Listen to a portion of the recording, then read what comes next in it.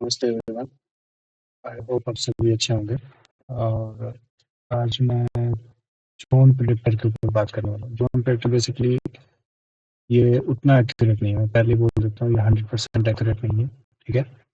और ये बस एक छोटा सा आइडिया आपको दे सकता है कि हाँ, आपसे ऊपर वाले बंदे अगर सभी आपके ही जैसे प्रेफरेंस अगर भरते हैं, ठीक है, अगर मतलब आपके रैंक तक के अगर सारे बच्चों ने सेम आपके जैसा ही प्रेफरेंस अगर एग्जीक्यूट किया, तो उस हिसाब से आपको क्या मिलेगा। हाँ, मैं ये क्यों बोल रहा हूँ, क्योंकि मैंने यही लॉजिक इसलिए लगाया क्योंकि मेरे पास डेटा नहीं है कि बाकी सारे कैंडिडेट्स का स्टेट प्रेफरेंस क्या होगा या जोन प्रेफरेंस क्या होगा या उनका अपना होम स्टेट क्या है। मेरे पास इसका डेटा बिल्कुल नहीं है, ठीक है। तो मैं वो डेटा मेरे पास इसलिए नहीं है, तो मैं नहीं है तो इसलिए मैं इस पर अप्लाई नहीं कर सकता हूँ, सीधी बात है। और इसको पहले एक बार स्टार्ट करके देखते हैं क्या है सी, फिर मैं आपको इसका वर्किंग अलोकेशन वर्किंग वगैरह सारा सिखाऊंगा। जैसे अगर आप इसमें जाएंगे तो इसमें यहाँ पे एसएससी रिजल्ट लिस्ट है। ये बेसिकली वही एक्सेल शीट है जो मैंने टेलीग्राम पे डाली थी, लेकिन मैंने थोड़ा इसमें मॉडिफिकेशन किया है। जहाँ पे कैटेगरी के लिए नंबर्स दिए गए थे 0 1 2 9, तो मैंने वहाँ पर उनके एक्चुअल रिस्पेक्टिव कैटेगरीज कर दी हैं, ठीक है। अगर आप देखना चाहें तो आई थिंक यहाँ दिख जाएगा, ठीक है। कैटेगरी सेलेक्टेड यू आर और कैटेगरी 1 ये वाला। तो मैंने ये चीज़ें की चेंजेस की हैं। इन चीज़ों में मैंने चेंजेस करा। और पहले क्या करना है कि इसमें ये वाला रिजल्ट लिस्ट जो फर्स्ट वाला जो एक्सेल शीट है, इसमें आपको रिजल्ट लिस्ट अपलोड करना है। सेकंड वाले में आपको क्या करना है कि वैकेंसी की लिस्ट अपलोड करनी है, जो भी पोस्ट आपकी है, ठीक है। जैसे अगर मान लो ओएस सिबिलिटी है तो ओएस सिबिलिटी की प्रेफरेंस स्टेट वाइज प्रेफरेंस की एक्सेल शीट बनी हुई है। तो मैं अभी टी एसिबिलिटी की करता हूँ। टी एसिबिलिटी की मैं इसलिए कर रहा हूँ क्योंकि इसमें मेरा नाम है। मैं इसमें बस चेक करने की कोशिश कर रहा हूँ ताकि अब एक्चुअली मैं अपनी पहले चेक करता हूँ हमेशा, ताकि थोड़ा सा मुझे ईज़ी पता चले कि हाँ, कैसे जो उनको प्रेडिक्ट करता है, ये सही काम कर रहा है या नहीं कर रहा है एल्गोरिथम, उसके लिए। तो मैंने इसमें रोल नंबर डाला, ठीक है, 20 10 99 87 एंड ये पोस्ट कोड है, ठीक है। यहाँ पे आपको पोस्ट कोड डालना है बेसिकली जिस भी पोस्ट का है। इसमें अभी सारे पोस्ट कोड तो नहीं है, बट हाँ, जितने भी मुझे स्टेट वाइज वैकेंसीज मिली है मैंने उनका एक्सेल शीट बना करके इसमें अपलोड कर दिया है। मैं आपको टेलीग्राम पर अपलोड करूँगा, मिल जाएगी। और फ्यूचर में अगर अभी 1 2 दिन में अगर और बहुत सारी बाकी सारे पोस्ट की भी अगर स्टेट वाइज वैकेंसीज मिलती है जोन वाइज, तो मैं वो भी डाल दूँगा। अब क्या है, extract post data and calculate ranks, आप इस पर क्लिक करेंगे। जब आप इस पर क्लिक करेंगे तो होगा क्या कि इसमें सबसे नीचे, ठीक है, जितने भी कैंडिडेट्स आपके पर्टिकुलर पोस्ट में हैं उनको रैंक वाइज अरेंज किया जाएगा इसमें, ठीक है। जैसे टी एस स्टेबिलिटी में सबसे टॉप मोस्ट रैंक पर एक बंदा है जिसकी ऑल इंडिया रैंक 803 है। उनका नाम है पुष्पेंद्र तोमर, ठीक है। और इनकी ऑल इंडिया रैंक 803 है और ये बंदा टी एस स्टेबिलिटी चूज किया इन्होंने। और हाँ, ये फाइनल रिजल्ट है, मतलब एफ आर टी ए नहीं है, ये फाइनल रिजल्ट जो अभी आई है उसकी है। फिर उसके बाद स्टेप 4 में आपको कैटेगरी सब कैटेगरी रैंक्स दिखाई जाती है। ओवरऑल रैंक मतलब आपकी ओवरऑल रैंक कितनी है पूरे टी एस के लिस्ट में, आप कितने रैंक पर स्टैंड करते हो मेरिट के टर्म्स में। फिर ओबीसी कैटेगरी, जैसे मैंने मेरी कैटेगरी ओबीसी है तो मैंने ओबीसी कैटेगरी में मैंने यहाँ कैलकुलेट किया। अगर कोई यूआर का बंदा होगा तो उसका यूआर में कैटेगरी रैंक कैलकुलेट होगा। ईडब्ल्यूएस का तो ईडब्ल्यूएस में। तो इसमें ये जो कैटेगरी रैंक है, इसमें उन बंदों को भी इंक्लूड किया गया है जो यूआर सीट से सेलेक्ट हुआ है बट वो ओबीसी है, ठीक है। तो उनको भी इंक्लूड किया गया है, तो इसलिए इस पे रैंक 203 दिखा रहा है।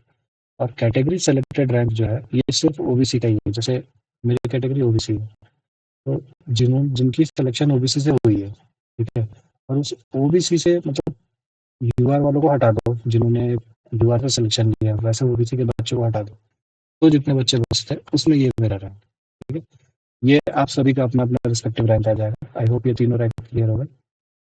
उसके बाद आता है जोन प्रेफरेंस लिस्ट। अब ये जोन प्रेफरेंस लिस्ट में जैसे यहाँ पे ओबीसी सीट्स दिखा रही है, अगर आप एससी के हो गए तो यहाँ पे एससी की सीट्स दिखाई देंगी, ठीक है। और ये आपके प्रेफरेंस नंबर्स है 1 2 3, ये वाले जो है प्रेफरेंस नंबर्स है। करना कुछ नहीं है, इसमें सिंपल है। आपको जैसे मान लो आपको दिल्ली फर्स्ट पे चाहिए तो आप दिल्ली को ऐसे पकड़ के इसको ऊपर की तरफ स्लाइड करोगे, ये प्रेफरेंस नंबर 1 ऑटोमेटिक बन जाएगा, ठीक है। अब मैं इसमें 2 4 अपने खुद के डाल देता हूँ। जैसे मान लो दिल्ली हो गया, दिल्ली के बाद नीचे कानपुर डाल दिया, कानपुर के बाद फिर चंडीगढ़ डाल दो जो कि दिल्ली के पास है। और फिर अगर थोड़ा सा दिल्ली से अगर दूर जाना हो तो मैं ये कर देता हूँ, अहमदाबाद को तो ठीक ही है, बैंगलोर सबसे नीचे कर देता हूँ क्योंकि ये बहुत साउथ हो गया, कोलकाता नॉर्थ में आती है, चलो इसको ऊपर कर दिया। इस तरीके से मतलब जो है आपका अपने हिसाब से आप कर सकते हो, अकॉर्डिंगली इसमें अरेंज कर लोगे, ठीक है। जिसको जिधर भी डालोगे उधर अरेंज हो जाएगी, ठीक है। ये टोटल उसमें है, ये जोन्स हो गए आपके अरेंज करने में। फिर आप क्या करोगे, प्रोसेस जोन एलोकेशन मैट्रिक्स, तो इस पर क्लिक करोगे। जब आप क्लिक करोगे तो फाइनल यूजर एलोकेशन रिजल्ट आएगा जिसमें आपका नाम होगा, ठीक है, including your father's name, mother's name और आपका रोल नंबर, और उनको क्या अलॉट हुआ है, कौन सी कैटेगरी के थ्रू अलॉट हुआ है, ये दिखाया जाएगा। और फिर आप चाहो तो इसका एक एक्सेल शीट, मतलब इसके नीचे ये पूरा टेबल जो है, ये जो पूरा टेबल है, सॉरी एक मिनट, इसके नीचे ये पूरा टेबल है, ये आप तक का, अच्छा इसमें आपके बाद वाले बच्चों का कोई जोनल लोकेशन नहीं है। अगर आपने अपना रोल नंबर डाला तो वहीं तक का जोनल लोकेशन एग्जीक्यूट होगा, उसके बाद का एग्जीक्यूट नहीं होगा क्योंकि नीड नहीं है उसके बाद फिर करने की, ठीक है। तो इसलिए ये वहीं तक की एल्गोरिथम काम करेगी जहाँ तक का रैंक होगा। अब इसमें यहाँ पे डाउनलोड लोकेशन एक्सेल शीट है, इस पर आप क्लिक करोगे तो एक एक्सेल शीट डाउनलोड हो जाएगी जो कुछ इस फॉर्मेट में होगी, ठीक है।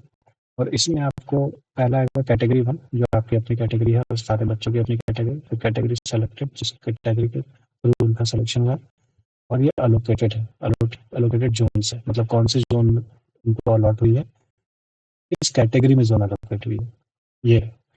अब आते हैं इसके वर्किंग पे कि ये काम कैसे करता है या क्या है, इसमें सिस्टम क्या लगा हुआ है, ठीक है। तो इसको एक्सप्लेन करने के लिए मैं थोड़ा वन नोट का सहारा लूँगा, ठीक है। ये बेसिकली इसमें मैंने वही एल्गोरिदम लगाया है, ठीक है, जो एल्गोरिथम मेरे हिसाब से वहाँ लगेगी, मतलब एसएससी या कोई भी डिपार्टमेंट लगाती है जोन वाइज, जोन प्रेफरेंस के लिए। और ये मैंने साहिल सर से पूछा था, उन्होंने भी मुझे एक्सप्लेन किया था, जो ऑनलाइन प्लेटफॉर्म सब के, ठीक है। तो साहिल सर भी थे, उन्होंने भी एक्सप्लेन किया था। और कभी-कभार एक बार मुझे लगता है मैंने 2-4 बंदों से और भी पूछा था, और मैंने खुद भी यूट्यूब से बहुत बार मतलब बहुत सारा छानबीन करके मुझे समझ में था कि ये ज़ोन एलोकेशन कैसे होता है। तो जैसे मैं सिंपली बताता हूँ, जैसे मान लो एक ज़ोन है दिल्ली, ठीक है? अब दिल्ली में क्या है, मान लो कि जैसे यूआर है और एक ओबीसी कैटेगरी। यूआर में मान लो 2 सीटें हैं और ओबीसी में 1 सीट है, ठीक है? अब मैं पकड़ लेता हूँ 4 बंदों को, 4 कैंडिडेट्स हैं, ठीक है? इसमें रैंक 1 है, रैंक 2 है, रैंक 3 है, रैंक 4, रैंक वाइज, ठीक है। कैटेगरी वाइज कुछ नहीं है, रैंक वाइज है, ठीक है। रैंक 1 की सिलेक्शन ओबीसी कैटेगरी में हुई है क्योंकि इसको एज रिलैक्सेशन मिला है। रैंक 2 की सिलेक्शन जो है वो यूआर में हुई है, रैंक 3 की भी यूआर में हुई है, और रैंक 4 की भी आप ले लो यूआर में हुई है। मैं ऐसे लेके चल रहा हूँ, ठीक है। अब यहाँ पे देखो, अगर इसमें रैंक 1 है और रैंक 1 की सिलेक्शन ओबीसी कैटेगरी से हुई है, तो इसको ओबीसी की ही सीट मिलेगी, फिर ये इस सीट को क्लेम करेगा। बाकी के ये 2 बंदे जो है वो यहाँ इस सीट को क्लेम करेंगे, इर्रेस्पेक्टिव कि इनका अपना रिस्पेक्टिव कैटेगरी क्या है। जैसे 1 की तो ओबीसी कैटेगरी होगी क्योंकि इसको ओबीसी में सिलेक्शन है, लेकिन रैंक 2 की अगर मान लो एससी कैटेगरी की है, या रैंक 3 एसटी कैटेगरी का है, और यूआर का रैंक 4 यूआर कैटेगरी का है, तो इस तरीके से सीट एलोकेशन होगी, ठीक है। इसका दूसरा केस भी बन जाता है कि जैसे मान लेते हैं कि इसमें एक केस ये भी बनता है जो मैं अभी बता रहा हूँ। कभी कभार होता क्या है कि जैसे इसमें यहाँ पे अगर हम जाते हैं, ठीक है, जैसे रैंक 1 हो गया यहाँ पे। अब यहाँ पे दिल्ली वाली जो बात है, इसमें कभी कभार ऐसा होता है, ठीक है, कि जैसे मान लो ये यूआर है, ठीक है, ये है ओबीसी, रैंक 1 ओबीसी है और ये यूआर से है। सेकंड, रैंक 2 भी ओबीसी है और इसकी सिलेक्शन ओबीसी से हुई है। बाकी ये जो है ये यूआर से है और इसकी यूआर में सिलेक्शन हुई है रैंक 3 की, और रैंक 4 की एससी लिख देता हूँ और इसकी यूआर से सिलेक्शन हुई है, इसको भी यही कर देता हूँ यूआर सिलेक्शन, ठीक है। अब देखो, जो यहाँ पे रैंक 1 है, ये कैटेगरी इसकी अपनी कैटेगरी ओबीसी है, इसकी अपनी कैटेगरी ओबीसी है, लेकिन इसकी सिलेक्शन हुई है यूआर में। तो पहले, और इसने फर्स्ट प्रेफरेंस, इन सभी ने, इन चारों ने फर्स्ट प्रेफरेंस रखा है दिल्ली को कि दिल्ली मुझे फर्स्ट प्रेफरेंस मिलना चाहिए, और इनका सेकंड प्रेफरेंस मान के चलो कानपुर है या चंडीगढ़ है, कुछ भी ले लो, कानपुर है। कानपुर में यूआर की मान लो एक भी सीट नहीं है और ओबीसी की मान लेते हैं एक सीट है, और सम रीजन, ठीक है। अब इन चारों का अगर दिल्ली है, इन चारों का प्रेफरेंस, फर्स्ट प्रेफरेंस दिल्ली है, मुझे दिल्ली चाहिए, इन चारों ने बोला मुझे दिल्ली चाहिए। तो पहले क्या होगा कि रैंक वन वाले बंदा आएगा, उसकी देखी जाएगी। पहले रैंक वन वाला बंदा जो है वो किस कैटेगरी में सेलेक्ट हुआ है। अच्छा, उसका कैटेगरी यूआर है, तो उसको दिल्ली में यूआर की सीट मिल जाएगी। तो अब यूआर की सीट हो गई एक, ठीक है। अब रैंक टू पे आएगा, रैंक टू वाला बंदा ओबीसी का तो है, ठीक है, नो डाउट, लेकिन उसकी सिलेक्शन ओबीसी कैटेगरी में हुई है, ठीक है। तो ये बंदा दिल्ली का ये वाला सीट खाएगा, मतलब ओबीसी वाला सीट खाएगा, जिसमें अब जीरो हो गया, यहाँ पे कोई सीट, कोई ये नहीं बचा, मतलब कोई सीट नहीं बचा दिल्ली में ओबीसी कैटेगरी के अंदर। अब अगर मैं बोलूँ रैंक थ्री को, ठीक है, अब अगर मैं रैंक थ्री को यूआर देता हूँ, सॉरी यहाँ पे एक थोड़ा मिस्टेक है, मैं इसको यूआर ही दे देता हूँ, ठीक है, मैं इसको ओबीसी बना देता हूँ जस्ट फॉर कॉज।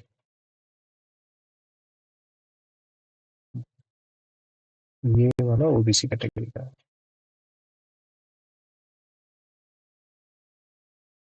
ये ओबीसी कैटेगरी का ले लेते हैं, ठीक है। अब रैंक थ्री ओबीसी कैटेगरी का है, लेकिन इसकी सिलेक्शन यूआर में हुई है। अब ये बंदा क्या करेगा, ये दिल्ली को क्लेम करेगा, तो दिल्ली में ये इसको क्लेम करेगा, ठीक है, ये वाला बंदेगा। लेकिन यहीं पे अगर इस बंदे की सिलेक्शन भी, ठीक है, मैं अगर बोलूँ कि इस बंदे का सिलेक्शन, ठीक है, इस बंदे का सिलेक्शन यूआर से नहीं होता, ठीक है, इसका भी सिलेक्शन अगर ओबीसी से हुआ रहता, ओबीसी से हुआ रहता, तो इसके लिए फिर ओबीसी की दिल्ली में कोई सीट नहीं है, तो इसको सेकंड प्रेफरेंस, इसकी सेकंड प्रेफरेंस देखी जाती कानपुर वाली, ठीक है। इसकी फर्स्ट प्रेफरेंस नहीं देखी जाती। मैं बोल रहा हूँ कि ये जो दिल्ली और कानपुर है, ये चारों की सेम प्रेफरेंस है। मतलब रैंक वन वालों ने भी दिल्ली सेलेक्ट किया, रैंक टू ने भी दिल्ली फर्स्ट प्रेफरेंस डाला, थ्री ने भी डाला और फोर ने भी डाला। सबके सेकंड प्रेफरेंस है कानपुर, ठीक है।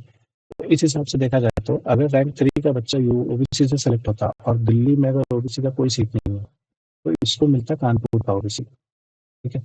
इन शॉर्ट, इन ये कहानी है, इस तरीके से एलोकेशन होगा। अब अगर मैं इसको भी हटा दूँ, ठीक है, अगर मैं इसको भी हटा के चलता हूँ, मान के चलो कि मैं ये सब भी नहीं फॉलो करता, ये एक रूल है जिस हिसाब से ये काम करता है, मतलब पूरी सीट एलोकेशन जो है, वो जोन एलोकेशन जो भी आप बोलते हो, तो इसी मैट्रिक्स पे काम करती है। तो ये जो आपको मैंने जोन एलोकेटर दिया है, इसमें भी एक्चुअली जोन एलोकेशन इसी हिसाब से होता है, ठीक है। और अगर आप देखोगे इस साइट के एंड में, ठीक है, वेबसाइट के एंड में इसकी मेथोडोलॉजी मेंशन्ड है कि ये काम कैसे कर रही है। सॉरी, सबसे नीचे जाते हैं, ये इसमें पहला रूल जो यहाँ पे एक्सप्लेन करता है कास्केडिंग चेन ऑर्डरिंग, ठीक है। इसमें क्या होता है, कैंडिडेट को सॉर्ट किया जाता है लूप्स में, उनका ऑल इंडिया रैंक के थ्रू, ठीक है, असेंडिंग ऑर्डर में। और फिर उसके बाद वो क्या करता है, वो कैंडिडेट को सीट्स अलॉट करता है बेस्ड ऑन चॉइसेस, ठीक है। और टारगेटेड कैंडिडेट तक ये अलॉटमेंट चालू रहता है, इसी को बोलते हैं cascading chain ordering. Direct seat allotment, अगर एक कैटेगरी स्टूडेंट है जिसको यूआर से सिलेक्ट हुआ है और उसमें अगर यूआर में उनके लिए सीट है, अवेलेबल है, तो उनको वो सीट अलॉट कर दी जाती है, ठीक है। और अगर कैंडिडेट यूआर से सिलेक्टेड नहीं है, तो सिर्फ और सिर्फ उसकी स्पेसिफिक कैटेगरी की सीट से ही उसको सीट मिलेगी। ये रूल नंबर टू था। उसका फिर रूल नंबर थ्री है कि एक्चुअल कैटेगरी फीडबैक जो फॉल बैक है। इसमें क्या होता है कि अगर एक कैंडिडेट है जो कि सिलेक्टेड है अंडर यूआर कैटेगरी, ठीक है, लेकिन उनका एक्चुअल जो एप्लीकेशन कैटेगरी है वो अलग है, जैसे कि वो ओबीसी में है, मतलब उनको यूआर से सिलेक्शन है, उनका ओबीसी से है, और यूआर की सीट्स उनको नहीं मिल रही है, ठीक है, कंप्लीटली उस पर्टिकुलर जोन में। एक मान लो पहला जोन दिल्ली है, दिल्ली में यूआर की सीट खाली हो गई, तो फिर क्या करेगा, वो चेक करेगा कि आपका ओबीसी में सीट है कि नहीं। अगर ओबीसी में उसी पर्टिकुलर जोन में, सेम जोन में अगर ओबीसी में सीट है, तो आपको अगले जोन में जाने से पहले उसमें आपको उस पर्टिकुलर जोन में आपको सीट दे दी जाएगी, ठीक है। ये भी मैंने अभी आपको एक्सप्लेन कर दिया रिसेंटली। रूल 4 और 5 इटरेटिव शिफ्ट फॉल बैक है। इसमें करना कुछ नहीं होता है, इसमें कैंडिडेट जो होता है, अगर, ठीक है, रूल 2 में या रूल 2 के थ्रू, ठीक है, अपना हाईएस्ट अवेलेबल जोन रेफरेंस नहीं ले पाता, हाईएस्ट अवेलेबल जोन रेफरेंस का मतलब रेफरेंस 1 नहीं ले पाया मान लो, तो उसका फिर क्या होता है कि वो लॉजिक जो है वो कर देता है, इंक्रीमेंट कर देता है इनकी वैल्यू को अगले प्रेफरेंस के लिए। मतलब क्या है, उनके लिए रूल 2 और 3 ये दोनों अप्लाई होने लगते हैं नेक्स्ट प्रेफरेंस के लिए, मतलब जोन जोन 2 के लिए फिर अप्लाई हो जाएगा, ठीक है। तो ये पूरा मैकेनिज्म है जिसके हिसाब से ज़ोन प्रेफ़रेंस होता है। चल, अगर मैं आपको पहले बोलूँ, ठीक है? अगर मैं आपको दिखाऊँ, ठीक है? 1 मिनट हाँ, तो अगर मैं आपको पहले भी बताऊँ कि ज़ोन एलोकेशन जो पिछली बार हुआ था, ठीक है? टैक्स असिस्टेंट मैंने आपको बोला था कि मैंने 2024 का ये सॉरी 2000 सीजीएल 2025 का ये ज़ोन एलोकेशन है, इसमें रैंक वाइज़ मिनिमम और मैक्सिमम है, कि चंडीगढ़ की मिनिमम रैंक कितनी गई, मैक्सिमम रैंक कितनी गई, ये सब चीज़। और मैंने आपको एक चीज़ साफ-साफ बोला था कि इसमें प्रेडिक्ट करना इसलिए मुश्किल है क्योंकि इसमें सभी बच्चों को एक साइड से नहीं आया, ठीक है? आप यहीं देख लो, यहाँ पर अगर मैं फ़िल्टर लगाऊँ, इसमें लगाता हूँ, ये एक्सेल शीट है, ठीक है? ये मैंने खुद से क्रिएट किया था और ये मैंने डेटा लिया था इनकम टैक्स के वेबसाइट से, ठीक है? मैं अगर यहाँ पर रैंक वाइज़ एलोकेट करूँ, आप खुद देखो कितना इसमें यूनिफ़ॉर्मिटी आपको दिख रहा है। कोई चंडीगढ़ है, दूसरा लखनऊ है, फिर कोलकाता है, फिर 2 बार जयपुर है, फिर एक बार भोपाल है, फिर वापस एक जयपुर, फिर भोपाल है, फिर लखनऊ है। तो इसमें यहीं पे कंटिन्यूटी नहीं है, ठीक है? रिजल्ट का कट ऑफ प्रिडिक्ट करना ईज़ी था क्योंकि वहाँ पे कंटिन्यूटी आ रही थी, ठीक है? बच्चों के कंटिन्यूटीज़ थे वहाँ पे।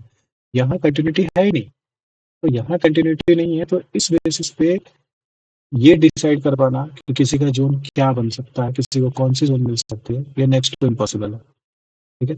मतलब प्रैक्टिकली इम्पॉसिबल है और तब तक प्रैक्टिकली इम्पॉसिबल है जब तक सारे बच्चे, जो आपका रैंक है और आपसे ऊपर के जितने भी बच्चे हैं, उन सभी बच्चों का ज़ोन प्रेफ़रेंस जब तक मिल नहीं जाता है या उनका एटलीस्ट होम स्टेट जब तक नहीं मिल जाता ताकि एक अज़्यूम कर लें हम लोग कि जो भी बच्चे प्रेफ़रेंस भरेंगे, वो अपने आस-पास के अपना होम स्टेट प्लस अपने आस-पास के होम स्टेट को पहले प्रेफ़रेंस में रखेंगे, फिर बाद में उससे दूर, बाद में थोड़ा दूर और साउथ को सबसे लास्ट। अगर नॉर्थ का कोई बंदा है तो, जो कि एक कॉमन सा सिनेरियो बनता है। अगर वो हो जाए, ठीक है? तो मैं बोल सकता हूँ कि हाँ, वो अलाउड है। अगर होम स्टडी भी पता चल गया, तो एक बार के लिए ये लॉजिक अप्लाई कर सकता हूँ मैं। क्योंकि मेरे पास डेटा नहीं है, मैं कोशिश करूँगा कि मैं सीजीएल 2026 से कुछ ऐसा वेबसाइट फॉर्मूलेट करूँ, जिससे ये सारे डेटा मैं कलेक्ट कर पाऊँ, ठीक है? क्योंकि अभी मेरे पास डेटा नहीं है और मुझे लगता है कि अगर मैं आपको मतलब मेरे वीडियोज़ की ये रीच भी उतनी ज़्यादा नहीं है, कि मैं सारे बच्चों से गूगल फॉर्म भरवा सकूँ कि हाँ, आप मुझे अपना-अपना प्रेफ़रेंस भर के दे दो और उसके अकॉर्डिंग मैं कर दूँगा। ठीक है? तो मैं वो भी कर लूँ, लेकिन मुझे वो कहानी है कि उसके लिए मुझे उतनी रीच चाहिए होती है और उतनी रीच अभी है नहीं। और मैंने कभी पर्सनली बोलूँ तो मैंने कभी आप लोगों को ये नहीं बोला कि आप लाइक करो, सब्सक्राइब करो या कुछ भी करो। दैट डज़ नॉट मैटर्स मेरा उतना कुछ मैंने इसको मॉनेटरी गेन के लिए मैंने नहीं चला रखा था। मैं बस मुझे जहाँ तक सही लगता है कि हाँ, मेरी अपनी कुछ टेक्निकल स्किल्स है, उसके थ्रू मैं जितनों को हेल्प कर पाऊँ और मैं खुद को हेल्प कर पाऊँ तो मेरे लिए वो बहुत है। मैं खुद को हेल्प कर पाऊँ प्लस मैं दूसरों को हेल्प कर पाऊँ, इतना काफ़ी है, इससे ज़्यादा मुझे नहीं चाहिए अभी फ़िलहाल तो। ठीक है? तो coming back to the topic, तो इसका पर्पस क्या है? ठीक है? अब हम लोग डिस्कस करते हैं कि इसका पर्पस क्या है, फिर क्यों बनाया, इतना टाइम वेस्ट क्यों करवाया, मैंने खुद का क्यों टाइम वेस्ट किया और अभी आप लोगों का टाइम क्यों वेस्ट कर रहा हूँ ये वीडियो बना करके। पर्पस सिर्फ इतना ही है कि अगर आप, ठीक है, अगर कुछ ऐसा इरेगुलरिटी आता है तो अगर आप एटलीस्ट अपने जोन में, जैसे मान लो कि जैसे मैं अपनी बात करता हूँ, ठीक है, मैं खुद की बात करता हूँ, ये मैंने प्रेफरेंस डाला था, पहले पटना था, दिल्ली था, फिर कानपुर, इस तरीके से मैंने 3 प्रेफरेंस डाले थे, पहले पटना था, फिर दिल्ली था और कानपुर था। ठीक है? आप यहाँ पे देख लो, मैं अपना प्रेफरेंस बोल देता हूँ। मैंने अपना प्रेफरेंस पहले डाला था पटना, जो कि मुझे पता था कि नहीं मिलने वाला है, मेरा होम स्टेट है। दिल्ली फिर मैंने डाला था, जो कि मुझे पता है कि इसमें शायद चांसेस हैं, ठीक है? फिर उसके बाद मैंने डाला था कि कानपुर के अगर दिल्ली नहीं मिले तो फिर कानपुर, क्योंकि चंडीगढ़ मुझे जाना नहीं है, ठीक है? चंडीगढ़ इसलिए नहीं जाना क्योंकि चंडीगढ़ बहुत बड़ी ज़ोन है और वो मेरे घर से थोड़ा दूर हो जाएगा, टू बी फ्रैंक। कोलकाता डाल सकता था, ठीक है? तो ये सारी चीज़ें, अब मैंने ये 3 प्रेफ़रेंस डाले थे। अब आप मेरा देखो सर, ठीक है? मैं बस यहाँ से सेलेक्ट करता हूँ 220 फिर 90 97, ठीक है? और फाइंड आउट, ये देखिए। अगर आप यहाँ देखोगे, मैं 517वें रैंक पे हूँ, 518 दिखा रहा है बिकॉज़ ऊपर एक फ़िल्टर वाला जो हेडर होता है, एक्सेल शीट का टेबल का जो हेडर होता है, उसको उस रो को आप हटा दोगे तो 517 मेरा रैंक है ओवरऑल इन टीएसएबीजीडी, ठीक है? अब अगर आप इसको देखोगे ध्यान से, मुझे क्या मिल रहा है? चंडीगढ़। लास्ट बंदा मुझे देखना है कि लास्ट बंदा जो मेरे कैटेगरी का है, उसको दिल्ली लास्ट में कब मिला है, ठीक है? मुझे सिर्फ़ उतना देखना है वैसे, मैं उतना दूर भी नहीं जाऊँगा कि कहाँ क्या है। मुझे सिर्फ़ इसमें आपको ये पकड़ना है कि आपको कोलकाता या दिल्ली जो भी है वो लास्ट में कितना मिला। तो जैसे मान लेता हूँ कि एक बार के लिए कि यहाँ है दिल्ली, ठीक, यहाँ दिल्ली ओबीसी कैटेगरी में इसको मिला है। देखो ये बंदा है यूआर से सेलेक्ट हुआ है ओबीसी का, ये यूआर से सेलेक्ट हुआ है और इसको दिल्ली मिल रही है ओबीसी सीट, मतलब यूआर में सेलेक्ट हुआ है और इस बंदे को ओबीसी की सीट मिल रही है, ओबीसी से दिल्ली की सीट मिल रही है। ठीक है, तो आप ये देख रहे हो। तो इस हिसाब से अगर मैं इसी बार हो यही लास्ट होगा तो मैं ये लास्ट बंदा पकड़ लेता हूँ। तो इसकी क्या है 275, ये 274 पकड़ लो, 274 इसकी रैंक है। अब मुझे करना कुछ नहीं है, ठीक है, सिंपल सा उठाना है कैलकुलेटर, ठीक है, सिंपल सा कैलकुलेटर उठाना है। यहाँ पे इनकी रैंक है 274, ये याद रखूंगा मैं, ठीक है। और मेरी जो रैंक थी जो मैंने अभी जस्ट बताया था 517, ठीक है। तो मैं क्या करूँगा 517 पकड़ूंगा, इसमें से 274 को माइनस कर लूँगा सीधा सीधा। टोटल 243 कैंडिडेट्स अभी भी है जो मेरे से ऊपर है और जिनको कुछ नहीं मिली। तो अगर आप ऐसे देखोगे तो मेरा जो जोन प्रेफरेंस था ये 7th जोन प्रेफरेंस था जो मुझे अलॉट हुआ चंडीगढ़, ठीक है, ओबीसी कैटेगरी से। अब ये एक्चुअली में सही नहीं है, ठीक है, मुझे ये चंडीगढ़ नहीं मिलेगा, मुझे ये पता है। 7th 8th प्रेफरेंस तक मुझे नहीं जाना है, मैं ये जानता हूँ, इसलिए क्योंकि बहुत सारे बच्चे हैं जो इसमें ऑलरेडी सेलेक्ट हो जाएंगे, ठीक है, बहुत सारे बच्चे हैं जो चंडीगढ़ लेंगे पहला प्रेफरेंस जो कि चंडीगढ़ के ही होंगे, ठीक है। तो इसलिए इसका बनाना मेरे लिए इम्पॉसिबल था। दूसरा चीज़ पर्पस इतना ही था, सिंपल सिंपल, कि मैंने जैसे इतना पता कर लिया कि हाँ मेरे और दिल्ली के बीच में, ठीक है, मेरे और दिल्ली के बीच में 274 कैंडिडेट्स है। तो अब मैं ये देखूंगा मेरे और कानपुर के बीच में कितने कैंडिडेट्स है, ठीक है। उस तरीके से देख देख करके जिसमें कम लगेगा मोस्ट प्रोबेबली वो चांस है कि मुझे वो मिल सकता है, ठीक है। अदरवाइज मुझे नहीं लगता कि वैसा कोई होगा। जैसे आप कोलकाता ही देख लो, ठीक है, कोलकाता का देखता हूँ तो कोलकाता यहाँ 402 पे।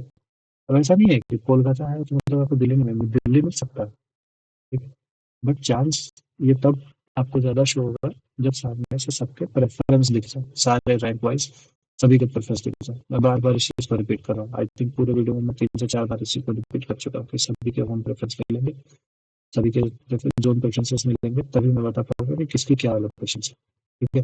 अदरवाइज ऐसे तो मैं कुछ भी बना दूँ, ठीक है, कुछ भी टाइम पास करा दूँ, कोई चक्कर नहीं, ठीक है। अब जैसे यहाँ पे कोलकाता एक लास्ट बंदा यहाँ पे कोलकाता का 402 पे, तो मुझे इतना पता है कि मैं अगर 574 में से 517 में से अगर मैं 402 हटा लूँ लगभग लगभग अराउंड 100 बच्चे, 160 बच्चे होंगे। तो इतना है डिफरेंस कि हाँ मुझे ये समझ में आ रहा है कि नॉर्थ को मिल रहा है अगर इतना कम का डिफरेंस है। तो अब किसी का 500 600 का डिफरेंस जा रहा है, ठीक है, जोनल लोकेशन में, तो भैया पॉसिबल नहीं है। अच्छा इसमें मैंने अजम्पशन क्या डाला था मैं पहले बताता हूँ। मैं इसमें अजम्पशन इतना रख रहा हूँ, ठीक है, इसमें मेरे अपने खुद के अजम्पशन इतने हैं कि एक मिनट, मैं अगर अजम्पशंस की बात करूँ, ठीक है, तो अजम्पशन में पहला मैंने अजम्पशन बस एक ही अजम्पशन रखा है कि सारे बच्चे नॉर्थ के हैं, ठीक है, मतलब सेलेक्ट नॉर्थ, मैं नॉर्थ का हूँ तो सारे बच्चे नॉर्थ के हैं, ठीक है। तो मोस्ट ऑफ द बच्चे जितने भी हैं, मोस्ट बच्चे जो है वो नॉर्थ के हैं, तो सबकी प्रेफरेंस में पहले नॉर्थ ही आएगी उसके बाद साउथ आएगी। तो मैंने नॉर्थ वाला सारा एक साइड डाल दिया और उसमें भी मैंने क्या किया कि मैंने अपना होम स्टेट पहले डाला, फिर उसके उससे जो नज़दीक मुझे लगता है वो डाला, फिर उसके नज़दीक जो लगता है मुझे और डाला। इस तरीके से करते करते और सबसे लास्ट में वो जोन डाला जो मुझे लगता है कि मेरे लिए बहुत दूर है, सबसे मतलब चेन्नई, ठीक है। अब कोई अगर भोपाल का है तो उसके लिए महाराष्ट्र पास पड़ सकता है, राजस्थान पर पास पड़ सकता है, दिल्ली पास पड़ सकता है, उसके लिए बिहार कोलकाता ये सब तो पास नहीं पड़ेगा ना। तो इस हिसाब से है, ठीक है। मुझे मालूम है इसमें कोई आइडिया लगना नहीं, ठीक है, ये बस एक एक्सपेरिमेंट ही था जो मैंने अभी किया है। अगर मुझे सबका जोन वाइज प्रेफरेंस मिल जाता है, जोन प्रेफरेंस मिल जाता है तो कोशिश कर सकता हूँ। मैं कोशिश करता हूँ कि मैं आपको एक गूगल फॉर्म अलॉट प्रोवाइड करूँ, बाकी सारे ग्रुप्स में जितने भी टीएससीबीटी ग्रुप्स हैं उसमें डालूँ और आई होप कि उसके थ्रू मुझे ये चीज़ें मिल जाए। अगर वो मिलती है तो मैं इस पर ज़रूर अप्लाई करूँगा। Thank you very much.